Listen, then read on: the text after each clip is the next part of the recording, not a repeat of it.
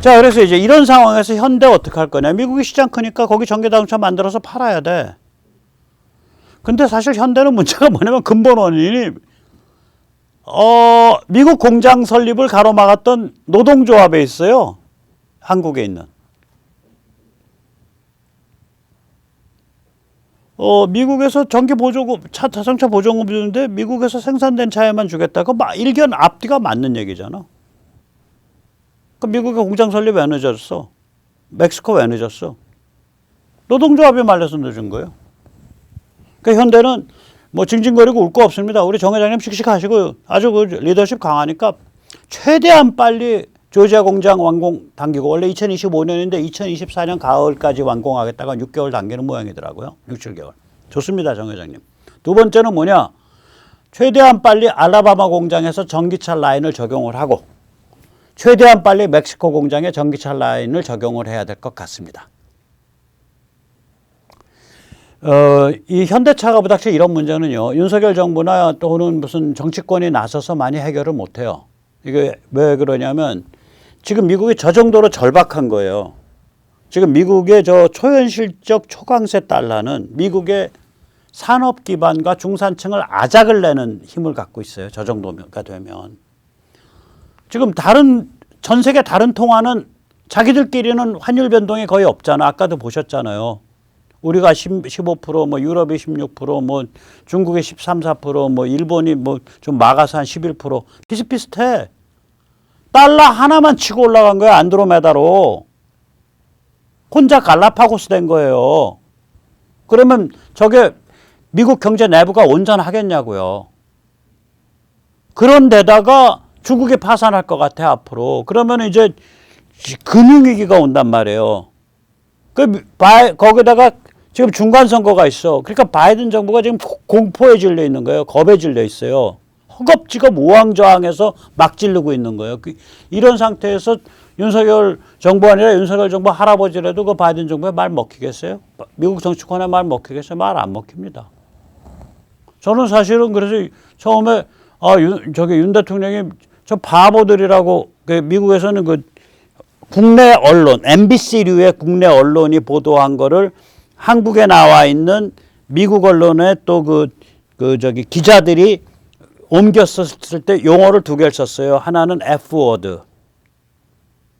그러니까 C8 삼기들. F로 하나는 옮겼고요. 미국 영어로 옮길 때 또 하나는 바보들이라고 옮겼어요. 이디어츠라고. 저는 그 말 한 줄 알았어. 제가 보면 바보들이거든. 어떻게든 아무튼 그 이자율을 올리든 뭐든 해서 인플레를 잡긴 해야 되는데, 혹은 인플레 그냥 내깔겨 두고 다른 걸로 인플레를 내깔겨 두고 다른 걸로 했었을 수도 있어요. 근데 인플레를 이제 겨냥을 했단 말이에요. 인플레 무서우니까. 그러면 고민이 깊어져야 되는데 그 고민을 하고 있는 흔적이 별로 안 보여요. 바이든 정부가. 그래서 이 현대자동차에 대해서 제가 말씀드린 말씀은 IRA 법안 저런 거 가지고 지금 윤 정부가 미국에 뭐 그 많이 따질 수 있는 여유가 없어요. 미국이 그 여유가 없어요. 윤 정부 입장에서는 반응형 전략그룹과 세계 군사지정학 손발을 맞추는 게 훨씬 중요합니다. 이게 왜 그러냐면 표면적으로는 우리 러시아를 적으로 안 삼죠. 근데 폴란드를 맏형으로 삼는 유럽 12개 나라 연대, 이게 아직 이제 안 만들어졌지만 만들어질 거다 제가 말씀드리잖아요. 저 위에 에스토니아, 라트비아, 리투아니아, 폴란드, 그 다음에 우크라이나, 그 다음에 나중에 이제 벨라루스까지 자유화되면 푸틴 망한 다음에 벨라루스, 그 다음에 뒤로 체코, 그 다음에 슬로바키아, 헝가리, 루마니아, 몰도바, 불가리아. 저 중에 지금 좀 빼딱선 타고 있는 데가 헝가리하고 불가리아죠. 거기니까 좀 친러 성향이 있죠. 좀 말 안 듣고. 근데 앞으로 점점 그렇게 될 거다 이거예요. 저 폴란드를 맏형으로 하는 저기를 신속한 무장을 우리가 지원함으로써 푸틴 이후에 러시아를 억제하고, 저기가 빵빵하게 군사력이 있으면은 러시아가 헛생각 못하죠. 헛생각을 못하면 순화되죠. 어떻게 하면 우리 살 수 있지? 저 유럽 상대로 싸움하면 안 되겠구나. 이제부터는 자유화돼야겠구나. 이렇게 러시아 엘리트들이 아무리 흉악한 자들이라 그래도 합리적 판단을 할 수 있도록 이 억제 틀을 짜줘야 된단 말이죠. 압력 가열 체인버를 짜줘야 된다고요. 만약에 이 체인버를 짜는데 우리가 성공을 하면 미국은 유럽에 신경 덜 써도 돼. 그럼 중국 가득이 중국 침몰시키기에 전념할 수 있어. 그럼 한국의 안보는 저절로 강화돼. 그리고 한국은 북한 자유화에 대한 기회가 생겨. 그럼 결국 뭐냐? 폴란드 등 유럽 국가에 대한 신속한 무기 수출이 최상의 안보다. 결론이 이렇게 나오는 거예요. 방산으로 돈도 벌고 방산으로 전문 인력도 키우고 안보도 높이고 일석삼조입니다. 저게. 자, 이런 전략적 판단이 나오는데 국내에 중국 간첩스러운 너무나 간첩스러운 우리의 사랑하는 MBC 방송 저 화면 보세요. 우리 군이 쓸 전차와 자주포도 폴란드로 보냈기 때문에 전력 공백이 우려됩니다. 정말 제가 만약에 시진핑이나 제가 김정일이라면 저는 MBC의 모든 임직원과 기자분들께 최고 등급의 훈장을 드리고 싶습니다. 고생하시고 계십니다. 간첩이 아니심에도 불구하고 중국 간첩스러운, 평양 간첩스러운, 너무나 간첩스러운 그러한 행위를 자발적으로 하고 계시니 얼마나 위대하십니까?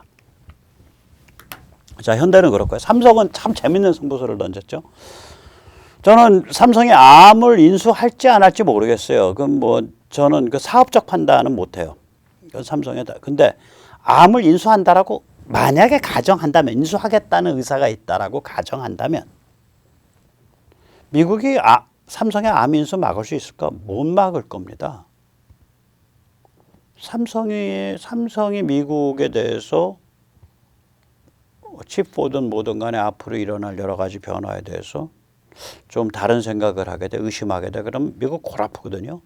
미국이 그 전에 엔비디아, 그러니까 우리가 게임할 때 쓰는 그래픽 카드, 그래픽 칩은 엔비디아가 최고죠. 그 엔비디아의 암 인수를 미국과 영국이 막았죠. 그러면 엔비디아가 특정 칩을 광범위하게 만드는 그런 회사이기 때문에 암을 인수를 하게 되면 지금 암은 누구든지 칩 설계할 때 암 설계 그 지적 재산권, 암 설계 그거 받아가지고 칩을 만들 수 있는 그런 암은 그런 회사거든요. 그 IP라 그래요. Intellectual Property, 지적 재산권을 제공하는 회사예요. 또 선별적으로는 자기가 직접 칩도 만들고, 우리 이제 노트북 같은데 암에서 만든 칩이 들어있죠. 그 중앙처리 칩으로. 저는 그래서 만약에 삼성에, 그러니까 전제가 있어요. 저는 삼성의 암 인수를 저 같은 야인이 삼성 바깥에 있는 사람이 인수해야 된다, 말아야 된다, 이런 거를 얘기를 못 합니다. 단지 여기서 이제 그림은 삼성이 암을 인수하기로 결정한다고 했을 때 제가 보는 그림은 어떻게 되냐. 육각형의 완성이 돼요. 저 빨간 쪽은 전부 반도체 쪽입니다. 지금 삼성은 전 세계 최고의 메모리 반도체 초격차 생산 기술, 생산 능력을 갖고 있죠. 3나노까지. 그 다음에 삼성이 지금 그 텍사스에 만들고 있는, 텍사스라는 데가 어딥니까? 텍사스가 바로 트랜지스타가 만들어진 트랜지스타의 고향입니다. 텍사스가. 트랜지스타를 처음에 발명한 회사 이름이 텍사스 인스트루먼트입니다. 지금은 별로 이름이 없지만 제가 이 바닥에 처음 왔을 때, 제가 IT 쪽에 처음 들어갔을 때 1980년대 말 90년대에는 TI 그러면 세계적 회사였었어요. 텍사스 인스트루먼트. TI는 아마 달라스에 있을 텐데 삼성은 오스틴 부근으로 갔죠. 아무튼 거기 굉장히 그 뿌리 깊은데요. 거기 미국의 본산에 가서 거기서 파운드리를 만들겠다. 그러면 이제 미국 파운드리 위탁 생산에서 삼성이 1등 기업 되는 겁니다. 그런데다가 세 번째가 뭐냐. 이 시스템 온 칩, 그러니까 여러 가지 기능을 하나의 칩에다 집어넣은 거, 또 프로세서, 여러 가지 중앙 처리 장치 기능이, 처리 장치 파워가 높은 거, 이것에 관한 IP, 지적재산권을 제공하고, 또 봐서 요렇게 해서 우리가 직접 칩 만들어 팔아볼까 해서 선별적으로 상품화하고, 이게 암이에요. 세 번째가. 이 셋을 다 갖추는 거예요. 저 셋 갖추면 반도체에 관해서 다 갖추는 겁니다. 그 다음에 삼성은 그것과 별거로 보완적인 3축이 이미 존재합니다. 세 개의 파트가. 하나가 디스플레이, 또 하나가 스마트폰, 마지막 하나가 요번에 삼성이 그게 뭐죠? 컴캐스트인가? 미국 최대의 그 통신사에게 5G 무선통신 장비를 납품하죠. 삼성이 무선통신 장비 전 세계에서 제일 잘 만드는 회사입니다. 그러니까 저 셋이 보완적 영역이 또 있다고요. 그럼 반도체 쪽에 3개의 영역, 보안 사업으로 세계 영역. 그래서 딱 육각형이 완성되는 무지하게 강력한 회사가 될 수 있을지도 모른다라는 게 저의 건방진 추측입니다. 참고로 여기서 이제 5G 무선 통신이 우리랑 뭐가 관계가 있냐? 저게 이제 그 우리가 질화갈륨 반도체랑 관계가 있어요. 그리고 기술적으로는 저기서 쓰이는 기술이 전자전을 할 때 디지털 라디오 프리퀀시 메모리 DRFM. 그러니까 상대방의 전자파의 주파수를 알아내고 그걸 똑같이 복사해서 때려가지고 상대방 마비시키는 거, 재밍하는 거. 그게 무선통신 기지국 장비 기술이에요. 기지국이 재밍을 하는 게 아니라 그런 그 주파수를 읽어내서 복사해서 사용하는 그런 게 필요해요. 기지국 쪽에서. 그리고 기지국 쪽에서 그런 것들을 그 질화갈륨 칩으로 해요. 물론 레이더에 비하면 여러 가지 차이도 있고 여러 가지지만 원리가 같아요. 그래서 바로 우리가 레이더로 점프할 수 있었던 거예요. 세계 최강급의 레이더 소자로. 거기에 또 레이더에서는 그거 말고 보통 여기서 쓰는 것보다 소자 하나하나가 전류량이 커야 된단 말이죠. 그 엊그저께 그 에투리에서 개발 성공했잖아요. 소자 트랜지스터에 300와트. 말이 쉽지. 칩에다가 300와트 흘린다는 게 300와트면 다림인데 다림이가 600와트 쓰잖아요. 우리가 블렌더, 믹서가 600와트 아니야. 센 게 500와트, 600와트. 칩 요만한 거에다가 300와트 때리게끔 만들었다는 거 아닙니까? 그러면 이제 칩이 말하자면 그런 전력량을 받아서 전력이죠. 그런 파워를 받아가지고 빵 하고 말하자면은 그 전파를 쏠 수 있으니까 보통 미제 일제 최고 좋은 게 한 250와트 정도라 그러더라고요. 그거보다 그러니까 한 단계 높은 거예요. 그러니까 그 뒤에 신호 처리나 지능부의 소프트웨어만 제대로 앞으로 점점 더 단련돼 가면 세계 최강의 레이더, 세계 최강의 전자전 장비가 나온다는 얘기죠. 그 기반이 바로 저는 5G 무선 통신 장비랑 관계가 있어요, 전부. 그래서 저는 아무튼 뭐 삼성이 뭐라고 그러니까 암을 인수하는 게 유리한지 유리하지 않은지에 대한 판단은 저도 잘 못하겠고요. 그건 삼성이 알아서 하실 일이고 만약에 인수하는 게 유리하다고 판단한다면 제 바람은 미국이 감히 못 말리는 상황이 됐으면 좋겠다. 그리고 만약에 인수하는 게 유리하다고 판단된다면 제 바람은 그렇게 함으로써 육각형이 완성되는 거 아니냐 그렇게 생각을 합니다. 이재용 회장님 파이팅이고요. 삼성 임직원 여러분 파이팅입니다. 자, 제가 이재용 부회장이랑 제가 깜방 동기예요. 서울구치소에 있었을 때 그 양반도 단독이고 그러니까 독방의 단독이라는 건 일거수일투족에 저 쫓아다녀야 돼. 저거가. 저기 누구지? 그 간수가. 그리고 사람들이랑 말을 못 섞게 해요. 저도 독방 단독이었어요. 그러니까 독방인데 단독이 아닌 사람이 있고요. 독방 단독은 일거수일투족에 다 쫓아다녀. 근데 이제 이렇게 피자판이라 그래가지고 그 독방에 있는 사람들, 살인범 뭐 이런 사람들, 또 사형수는 원칙이 구치소에 있어야 됩니다. 왜냐면 사형수는 사형 순간 전까지는 미결이잖아. 형 집행을 안 한 거잖아. 그래서 구치소에 있어야 돼요, 사형수는. 그래서 이제 사형수들이나 이제 저 같은 사람들 뭐 이렇게 또 이재용 부회장 이런 분들이 이제 그 피자 조각으로 나눠진 한 조각마다 이제 들어가서 운동하는 그 운동 그 시설에 가면 이렇게 가끔 문이 열려져 있어요. 그 이재용 회장 이렇게 저 이러고 지나갔었지. 이러고 지나갔어. 잘 견디시더라고. 예. 자, 미래 먹거리 경쟁이에요. 이게 바이든 민주당이 한국을 죽이려고 한국을 겨냥해서 이런 황당한 정책을 한다라고 뭐 이제 유튜브에서도 떠들고 신문도 가끔 떠들고. 아닙니다. 바이든은요, 한국을 죽이려고 이걸 하고 있는 게 아니라 미래 먹거리를 하려고 하는데 미래 먹거리라고 가보면 다 한국이 먼저 자리를 잡고 있는 거라. 미래 먹거리 반도체 맞잖아. 누가 봐도. 미래 먹거리 배터리 맞잖아. 미래 먹거리 전기차 맞네. 미래 먹거리 바이오 맞네. 근데 가는 데마다 다 한국 기업이 최고 1등 기업으로 거의 있거나 1등 기업이거나 그 바이든도 환장할 거예요. 민주당도 환장할 거야. 저게 안보 쪽이랑 별로 관계가 없는 데 같으면 그냥 밟아서 그냥 배를 갈라가지고 창자를 드러낼 텐데 미국에서 가장 중요한 군사 안보 파트너니까 야 쟤들 어떻게 해야 되냐. 저기도 뭐 고차원 방정식 풀어야 돼. 그러니까 이게 한국을 겨냥한 게 아니라 한국이 미래 먹거리의 각 산업 분야의 최첨단을 달리고 있기 때문에 쫑이 나는 거예요. 정확히 표현하면. 말장난 같아도 이게 두 개가 다른 겁니다. 그래서 괜히 반미하지 마십시오. 한국이 오늘이라도 반도체 포기하고요. 오늘이라도 현대자동차 포기하고요. 오늘이라도 배터리 다 포기하고 오늘이라도 바이오 포기하면 우리 미국의 그 정책이랑 쪽날 일 하나도 없습니다. 한국은 미래 먹거리가 뭔지에 대해서 한국 사람들은 개코를 갖고 있어요. 개코 갖고 있어요. 어떻게 접근해야 되는지. 그 개코 갖고 있다. 한국인이 최고의 개코 갖고 있다.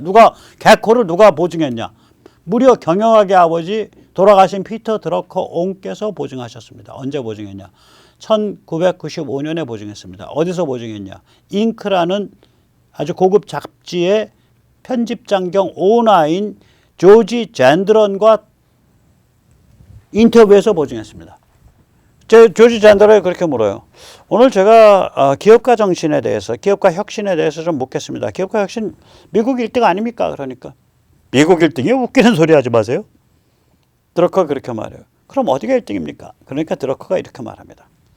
기업가 정신은 한국이 세계 1등입니다. 6.25 직후 한국에 남은 산업이 없었어요. 고등교육을 제대로 받은 사람도 드물었죠. 전쟁으로 나라 자체가 박살났었습니다. 그런데 지금은 조선 등 수십 개 분야에서 한국 기업은 세계 첨단을 달리고 있습니다. Undoubtedly Korea. Barely 40 years ago. 이게 1995년이니까 40 years ago면 1955년 6.25 직후입니다.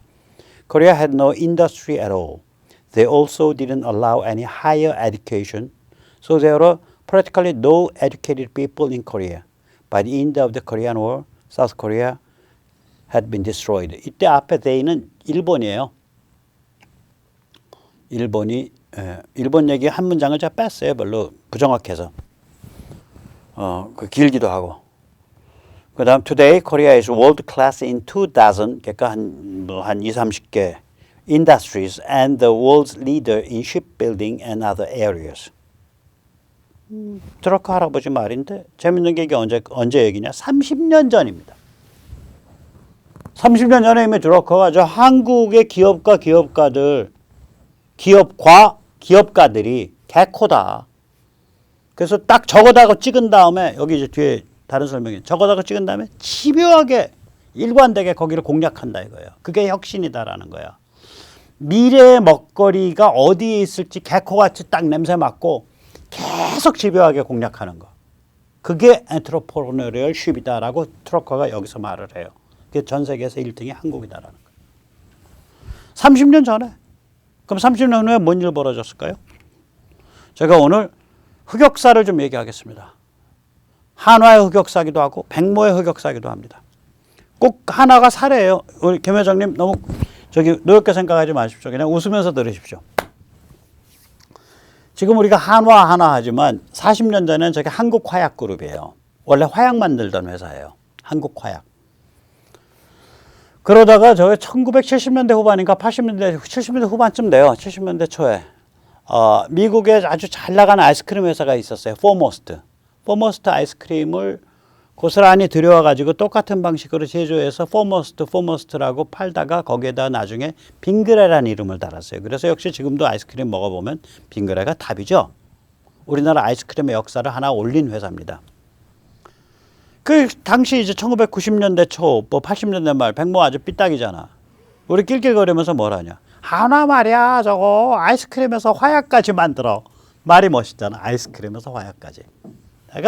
내가 한화의 기초실에 만약에 홍보 카피 뽑으면 우리 그룹은 아이스크림에서 화약까지 만듭니다 라고 그렇게 뽑을 거야 이러면서 막걸리 마시면서 조롱을 했었어요. 백모 친구들 같이 좌파들이. 그런데다가 그때는 다 세련되지가 않았어. 그래서 한국화약그룹이 제가 알기로 코리아 익스클루시브 그룹이라고 영어명을 달았어요. 그때 저는 그렇게 들었어요. 아니면 나중에 한화에서 연락해 주시면 제가 고치겠습니다. 또 제가 당시에 들은 소문으로 그런 그렇게 파진 영어 명함을 가지고 중국 애들이랑 회의를 했더니 걔들이 한화를 대접을 한다라고. 한화 쪽 앞에 명패를 하나 자기들이 새겨서 달았는데 그 명패에다가 한국 폭발 집단, 코리아 한국 익스플로시브 폭발 그룹 집단 그렇게 새겨서 달았다는 거예요. 이게 이제 우리가 40년 전에 우리의 기업, 그때 이제 40년 전이면 삼성이 이제 64인가 뭔가 그 디램 막 이제 어떻게든 이제 부벼가지고 들어가고 이럴 때예요. 40여 년 전에. 그때 우리의 자화상이에요, 저게. 우리가 저랬었다고요. 그런데 지금 한화는 뭐예요? 세계 최강의 방산기업이 두 개입니다. 제일 매출 크고 제일 무시무시한 기술 가진 데가. 하나가 레이시온이고 거긴 레이더랑 미사일 중심이고 또 하나가 비행기나 이런 거 중심으로 하는 록히드 마틴입니다. 지금 한화는 레이시온 혹은 록히드 마틴을 목표 상대로 그렇게 설정을 했어요. 우리가 그 정도 급의 회사가 되겠다. 라고 한화는 그렇게 설정을 한 거예요. 레이시나 록히드 마틴 세계의 지정학에 결정적인 역할을 하는 데고요.